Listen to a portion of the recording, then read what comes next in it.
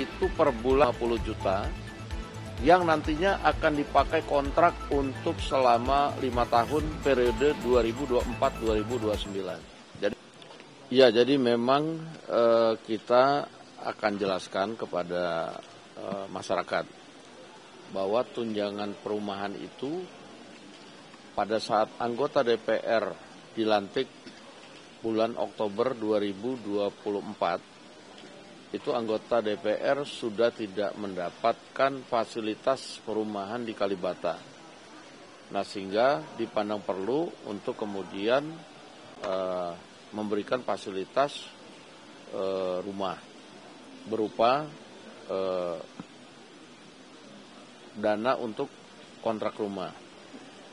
Nah, tapi karena waktu tahun 2024 itu juga anggarannya belum tersedia langsung, setiap bulan 2024 sampai dengan Oktober 2025 itu per bulan 50 juta yang nantinya akan dipakai kontrak untuk selama 5 tahun periode 2024-2029. Jadi saya ulangi bahwa anggota DPR itu mendapatkan tunjangan perumahan setiap bulannya 50 juta dari bulan Oktober 2024 sampai dengan bulan Oktober 2025, yang mana uang tersebut akan dipakai untuk kontrak rumah selama masa jabatan anggota DPR 5 tahun, yaitu selama 2024 dan sampai dengan 2029. Jadi setelah Oktober 2025, setelah bulan Oktober 2025, anggota DPR itu tidak akan mendapatkan tunjangan kontrak rumah lagi. Nah, jadi itu diangsur dari Oktober 2024 sampai Oktober 2025. Jadi setahun setiap bulannya 50 juta yang akan dipakai untuk biaya kontrak selama 5 tahun. Jadi nanti jikalau teman-teman melihat daftar tunjangan di bulan November 2025 itu yang 50 juta sudah nggak ada lagi itu ya. Mungkin memang penjelasannya kemarin kurang lengkap, kurang detail sehingga mungkin menimbulkan polemik di masyarakat luas. Jadi memang karena anggarannya tidak cukup untuk diberikan sekaligus sehingga diangsur selama setahun, itu juga untuk keperluan kontrak rumah anggota DPR selama 5 tahun. Demikian. Angka 50 jutanya itu didapatkan dari mana sih Bang? Ada yang bilang kan dari Menkyu, ada bilang dari Setjen atau seperti apa? Saya kurang jelas itu kemudian diputuskannya itu, biasanya diputuskannya di Menkyu, tapi kemudian usulannya kemungkinan dari Sekretariat Jenderal dengan hitung-hitungan harga sewa rumah di Jakarta untuk selama 5 tahun ya, selama 5 tahun. Oke, jadi jelas ya bahwa itu adalah untuk sewa selama 5 tahun. Bang Dasko, akibat polemik itu kan kemarin ada demo, minta tanggapannya Bang terkait demo kemarin. Ya kalau demo kan saya sudah sampaikan berulang kali bahwa aspirasi itu kan dijamin oleh undang-undang untuk berserikat, berkumpul, menyatakan pendapat, namun juga di dalam undang-undang atau aturan itu juga ada hal-hal yang mengatur bagaimana cara menyampaikan aspirasi, demikian. Bang Dasko, ini kan gejolak di masyarakat ini kan muncul karena kemarin ada salah satu anggota dewan yang mengatakan bahwa take home pay anggota dewan itu bisa mencapai 100 juta per bulan. Nah, ini masyarakat kemudian membandingkan ini dengan gaji yang mereka terima ini. Nah, Bang Dasko sendiri sebagai anggota dewan itu melihat sebenarnya take home pay 100 juta ini apakah berlebihan juga? Ya, kemarin itu kan yang disampaikan oleh salah satu anggota dewan itu karena digabung dengan tunjangan perumahan kan, itu tunjangan perumahan yang tadi sudah saya sampaikan.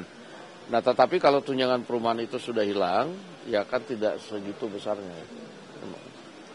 Bang Dasko, soal sebentar lagi mau disahkan terkait RU Haji, ini seperti apa Bang Dasko perkembangannya? Ya, kita lihat nanti bahwa di paripurna tadi saya sudah mendapatkan informasi bahwa untuk revisi undang-undang haji itu sudah dirakerkan tingkat 1 dan nanti sebentar lagi akan diparipurnakan, demikian. Pak, artinya ada kementerian baru nanti Pak?